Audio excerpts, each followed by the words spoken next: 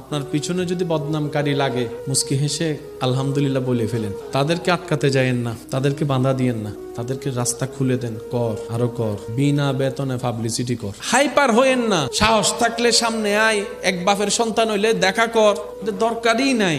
আল্লাহ আপনাকে বিনা যুদ্ধে জয় করতে চাচ্ছেন, আপনি কেন যুদ্ধ করে খামাকা শরীরে শক্তি নষ্ট করবেন? দরকার কি? ছেড়ে দেন না তাকে আপন হালতে। সে বদনাম করবে, আপনার গুনাহ নিবে। সে বদনাম করবে, নিজের সওয়াব আপনাকে দিবে। সে বদনাম করবে, আপনার প্রচার করবে। সে বদনাম করবে, আপনার নামটা যে জানে না তাকেও শোনাই দিবে। তো সে যখন বিনা বেতনে এমন কাজ করতে চাচ্ছে স্বইচ্ছায়, আবার অন্যদিকে ওয়াইলুল্লি কুল্লি হুমাজাতিল লুমাজা তার উপর আরপিত হবে, আপনার টেনশন কি?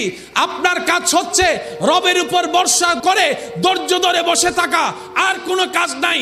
করতে দেন দুশমনকে দুশমনের কাজ, করতে দেন আপনার চাচা জেঠাকে সম্পদ খাওয়ার কাজ, করতে দেন, করতে দেন।